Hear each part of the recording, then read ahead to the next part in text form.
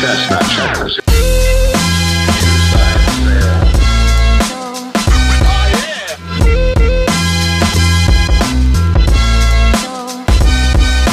Inside sale.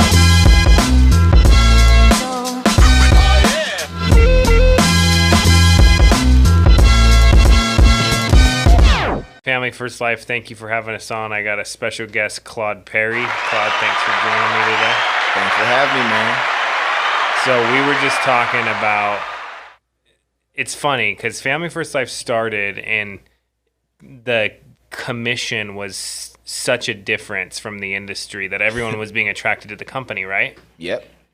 But it's weird because it changed.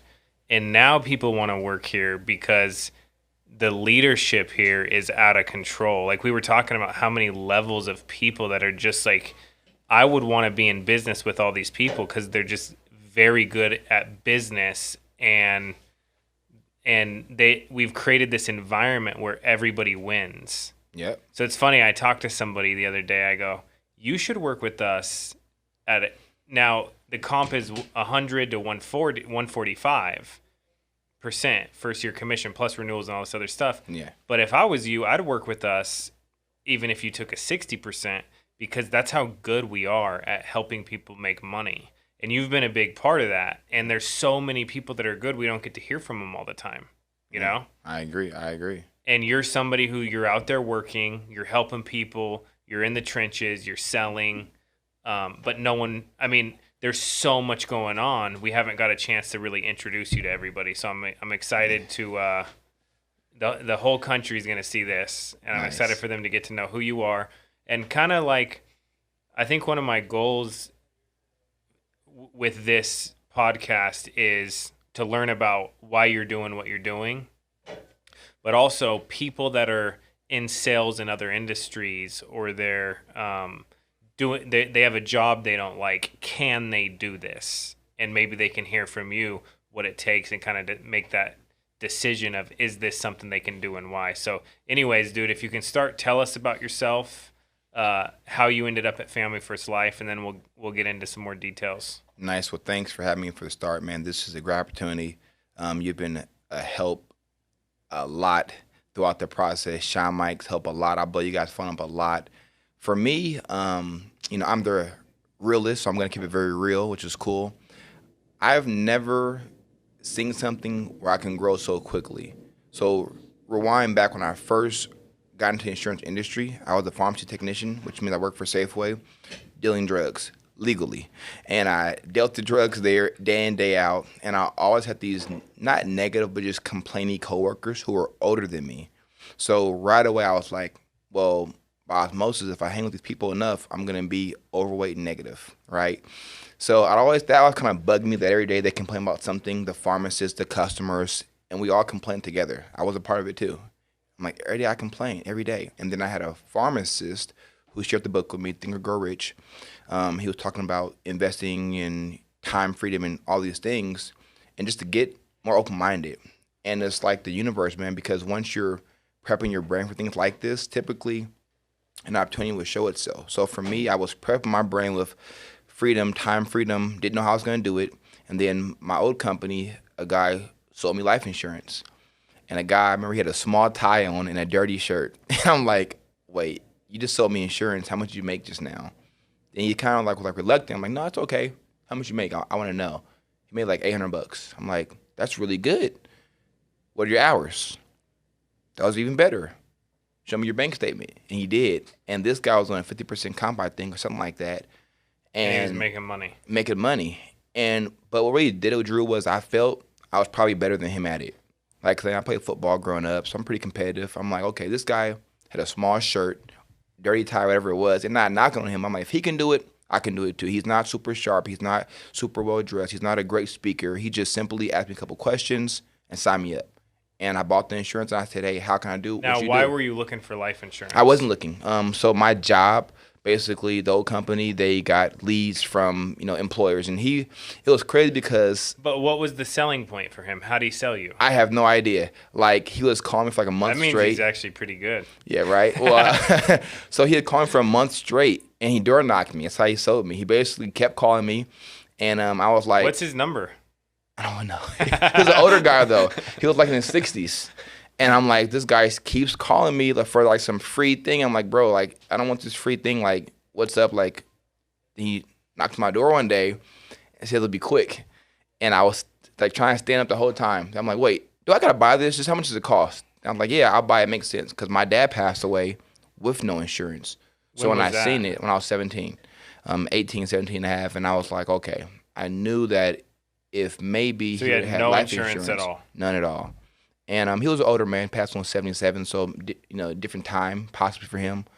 2004, different time. So for him, I was like, okay, if he would have had this, maybe I would have been able to do this or that. So for me, it clicked right away that I needed it. And the guy was said, it's insurance, I would have bought it, but he didn't. He gave me the whole spiel first about free things and whatnot first. So I was like, just get to the point. How much does it cost? Now, I was an easy sell. Then something said, ask him how much he made. Now, did you have kids? I did. My son was 6 at the time. So he came in and said, you need this if something happened for your son to be okay. Yeah, basically that's what it was. He said, hey, if you pass away, blah, blah, blah, blah, blah, you have a fast car, I had a blue GT Mustang pretty fast. Like, fast car, I seen outside, blah, blah, your keys are there. He was sharp. He was like trooper toe looking at it now. He seen my car keys, he left my car outside and said, you drive fast, I know you drive fast. Oh, he was super sharp. He was super sharp. Yeah. And the crazy was he actually brought me on there, but they put me under someone else's little company. It was crazy how it worked out for him. So he recruited you too? Basically. Well, I recruited myself, but in actuality, he exposed me to the business. And then when I started at that company, they assigned me to someone else who was horrible in the business. I was like, I should be under that guy. And then fast forward, you found Family First Life. Yeah, I joined a different IMO after that. And I heard the name Family First Life in like a negative way. And, I'm a guy who reads, right? So I just Googled it. And then I seen things like, oh, they have a low comp and they're pushy. But I seen the comp say 140, but the comments said they were low comp. So I knew it can add up. I called the company. It went directly to Sean Mike's cell phone. He was like, what's up? I was like, oh. I thought it was going to be an admin maybe. He was like, no, this is Sean Mike. What's up? How legit is that? That pretty much did it all. Because I was just so, it was different to have the CEO answer the phone like, what's up? I love what he does. He goes, someone's like, dude, you have your phone on the internet? He goes, dude, I'm not the CEO of Delta. So he goes, what's up? And I go, yeah, man, my name's Claude Perry. I got experience, blah, blah, blah. I'm considering joining your company, but first I have these concerns I want to address. Then he was like, he listened though. He listened. Then he was like, are you done? Okay. You seen the movie NWA? Yeah. Which is... What's the full Straight Outta Compton? Straight Outta Compton, NWA, where you have the Which rap is a group. great movie. Great movie. Drew, have you seen that? Yeah. How good Gotta is that see movie? it. Probably one of the I top want to ones go I've watch seen. it again. I should buy it actually on DVD. Then I'll buy it now or download it, right? So he said, have you seen NWA? I go, yes, great movie. Do you recall the part where the press said bad things about the group? And then they went out and got all the Grammys? So basically... They got bad and let's publicity. talk about that for those who haven't seen that movie. Yeah. So basically, the media came out and tried to make them look like the devil's kids. Yeah, and said don't listen to their music. Yeah. Don't go to their concerts. Yeah. Don't do anything, right? Yeah. And then all of a sudden, everyone was like, wait a second, why are we being told that? And then they sold like 2 million records. Yeah. And then they had this thing in the movie where they said no publicity is bad publicity. Yep. Which is funny because Family First Life's growing so rapidly. And I think the biggest mistake people that don't work with us make is they talk about us. Yeah. And whether it's good or bad, they're still talking about us. That's what got me. Yeah. I mean, folks name dropped it. I Googled it, see more. And they name dropped it saying don't work here, right? Yeah, don't work there. It's bad this, bad that. And I knew that if you are in a position of power, when you start talking down and saying another company's name a lot, that's showing weakness in your armor. That's all I have here, man. No one says that company AB is bad. It's just different. Like most of my team came from another business before. I've never said they're bad. I said it's just different. And they are good for somebody. Absolutely, I agree. Yeah. I agree. So for us, we just figured out what worked, man. And so fast forward, Sean Mike listened, mentioned NWA, right away it clicked.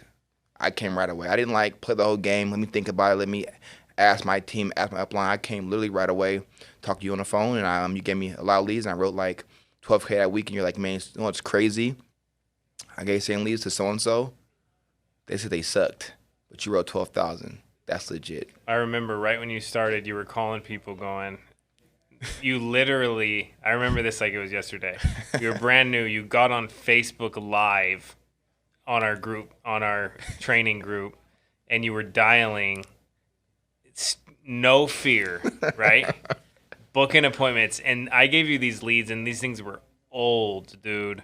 You're calling them. I didn't tell you they were super old. Yeah. You're calling them, booking appointments, and you were telling everybody at the end, hey, when I get there, I'm going to bring you an apple pie or a cherry pie. Which one do you like the best? And then the one lady was like, I hate pie. And you were like, I'm going to bring you a chocolate velvet cake or something. She's like, I like cake. And then I was like, this guy's crazy.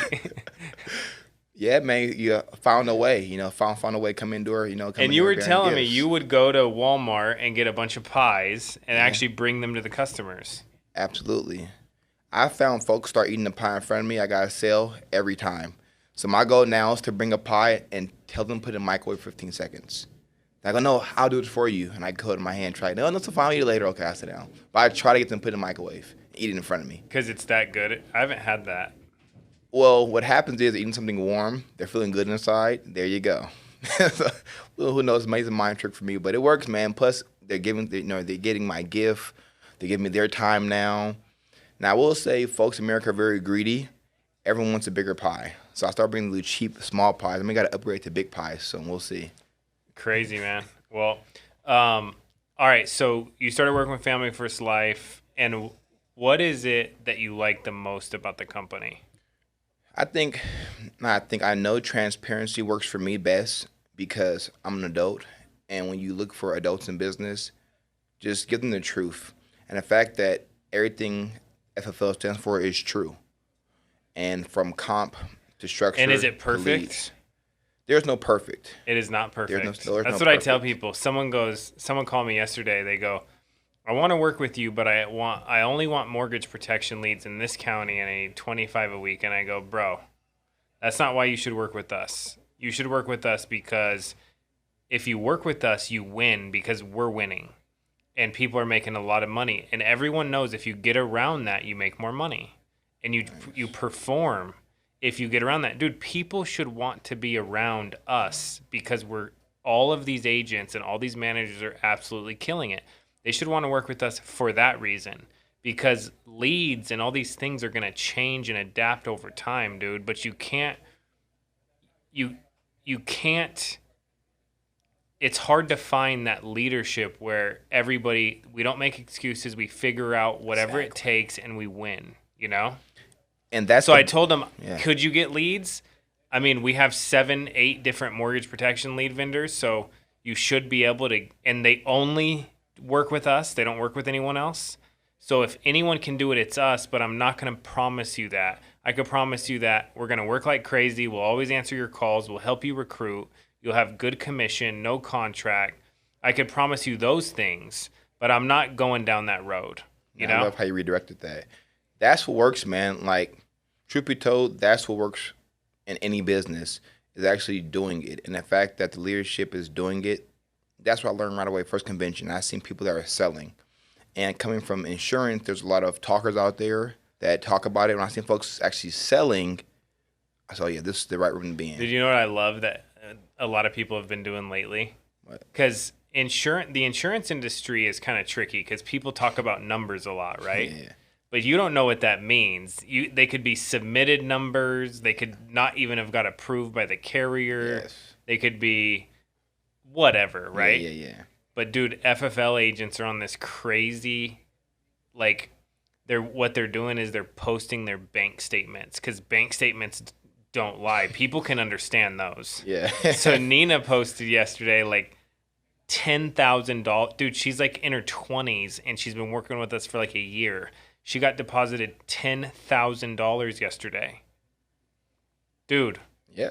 No, talk about real numbers. Yeah. Men lie, women lie, numbers don't lie. Dude, no. Bank statements don't lie. Yeah, correct. Bank statements don't lie. Exactly. But numbers, if you're just posting up, tricky. if you're just posting up somebody's like submitted numbers or whatever, that doesn't mean nothing. Yeah. And someone goes, "Don't you think that's cocky?" I actually don't like posting a lot about like, "Hey, look at me. This is what I have." It's just something that I've never done. But this, I think, is actually helping people in insurance because they know that they can go somewhere and actually make money. And fast. So it's posting the bank statement is not for you. It's for the person to realize how valuable Family First Life setup is right now. Yep, I agree. So it's almost unselfish. It's the opposite. Well, it's to show someone that you can do it too.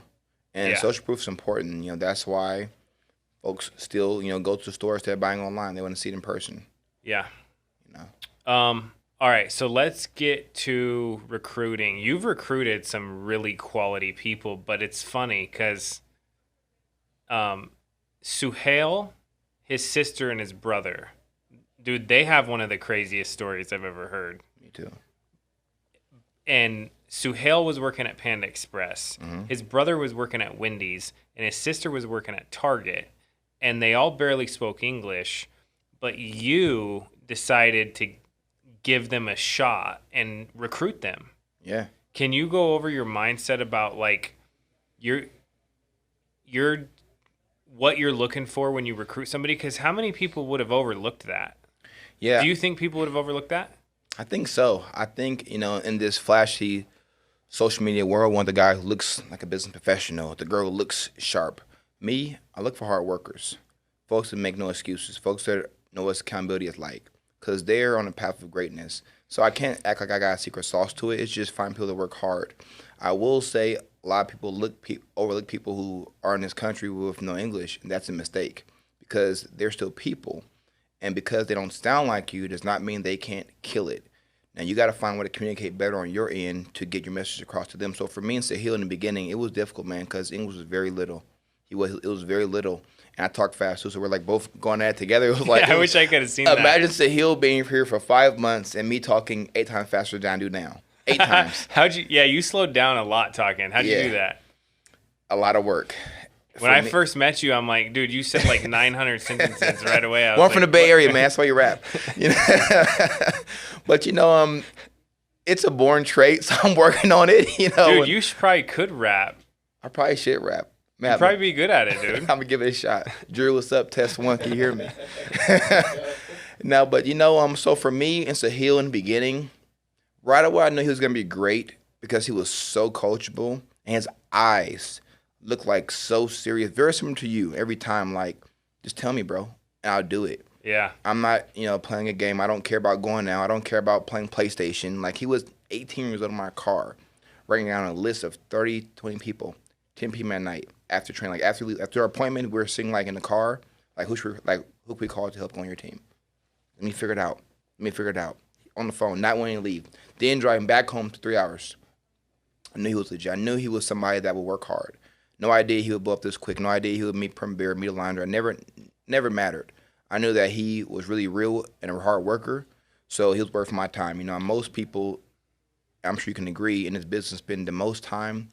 Their biggest regret is spending the wrong time with the right people.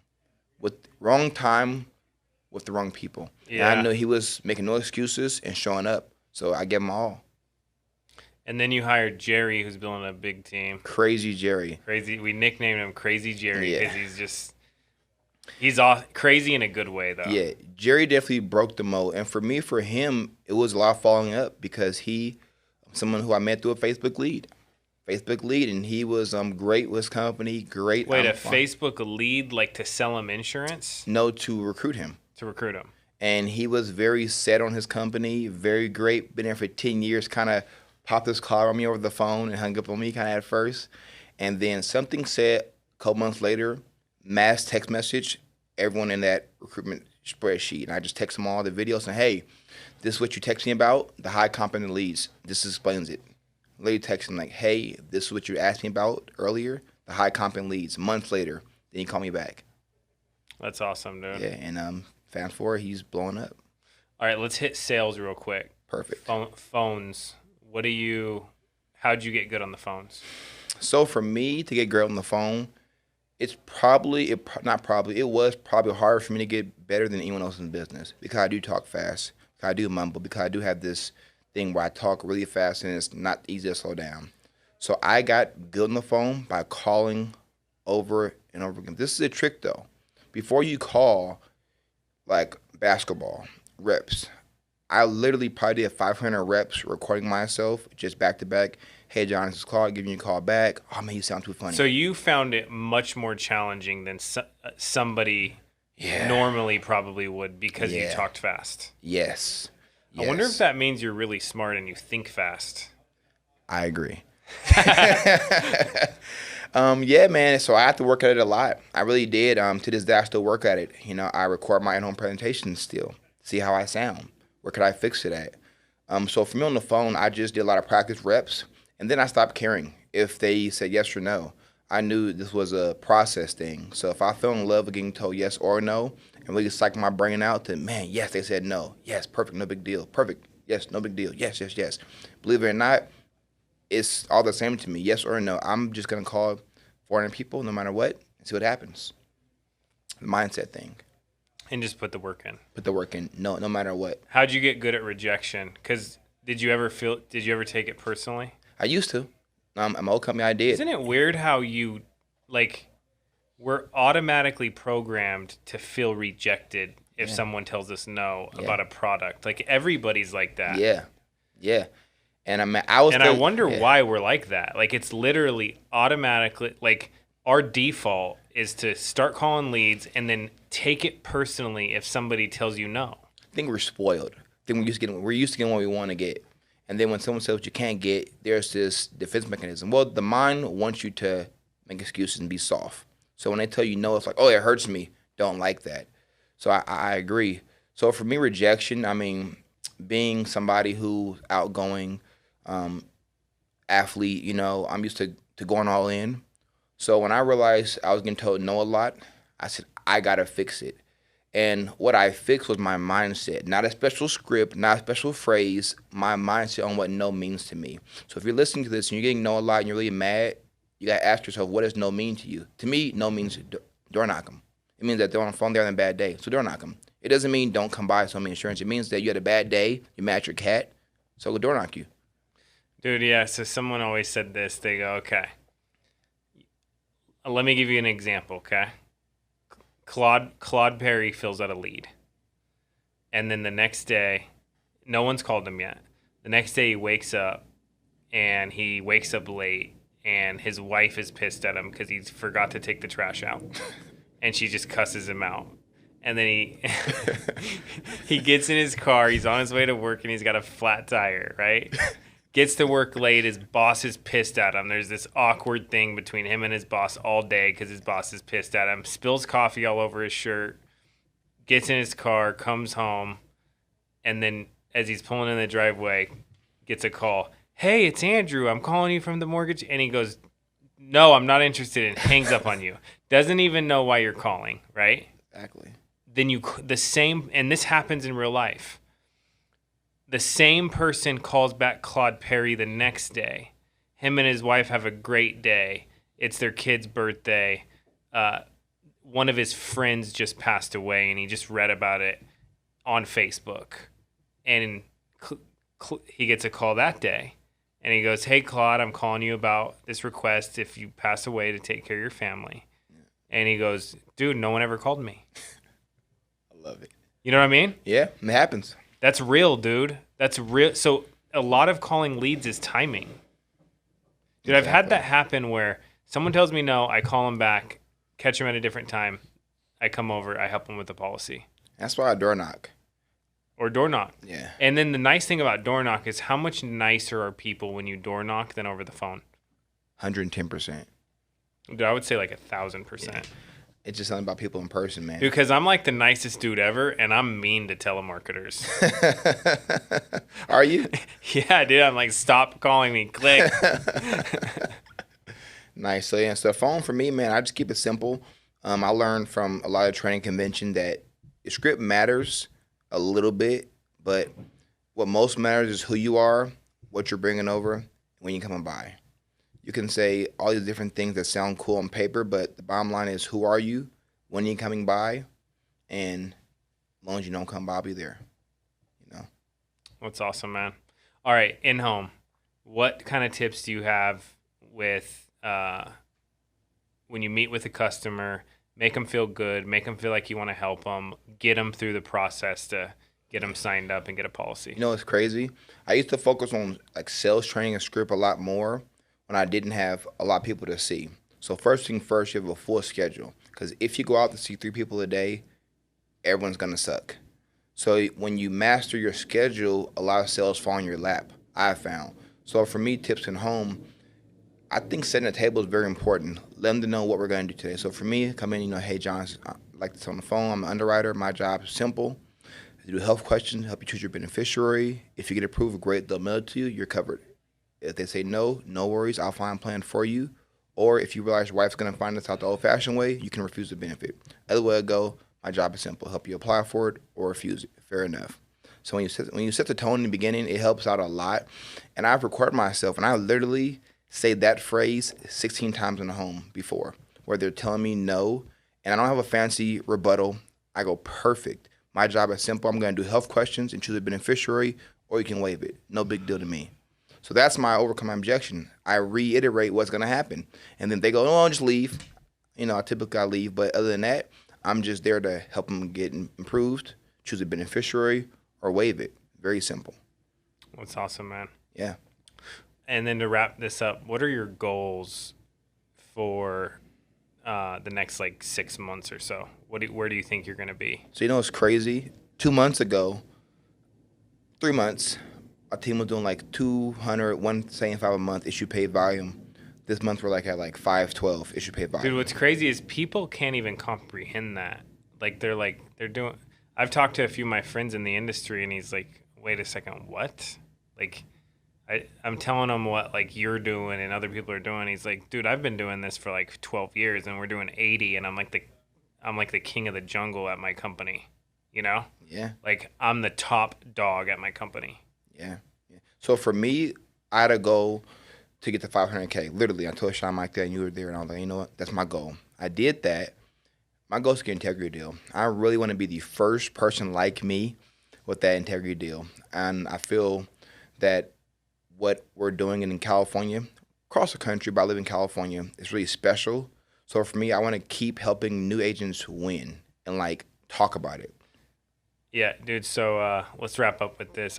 But I got to tell you this. Someone said to me, they go, "What did you do to have your team go from 5 times growth in the last year? 5 times, $1.6 million to well over 5 million issue paid in a month, and you're a big part of that, right?" And I go, "Dude, I didn't do anything. Everybody sees the value of having a deal with integrity, and that Family First Life is the best place to get you there quickly." Yeah. That's why there's been so many of them. Dude, that literally exploded the growth. The ability to not be in the insurance industry and work for someone else that owns basically your whole book of business, your whole downline, everything. Here you own 100% of your business, and you can do a partnership when it gets to a certain size with a company like Integrity Marketing Group. That blew up the company. Yeah. That did it for me. I mean, I was all in before, right? But I think I got to define what all in is then and now. Before, I was trying really hard, right? Doing my best. Now, I'm super intentional, and everything I'm doing is to get to being $2 to $3 million a month. Everything I'm doing from Monday to Monday is about how to get this thing to $2 to $3 million a month. Yeah. That's my goal. Cool. Well, dude, I'm excited to be working with you. I'm glad you're on our team. I'm glad to have you, bro. I appreciate it. And I can see that you're going through different levels. I can see how serious you are now, and it's just different. So I'm excited to see what happens. But anyways, thanks for sharing, man. And FFL, thank you for having us on.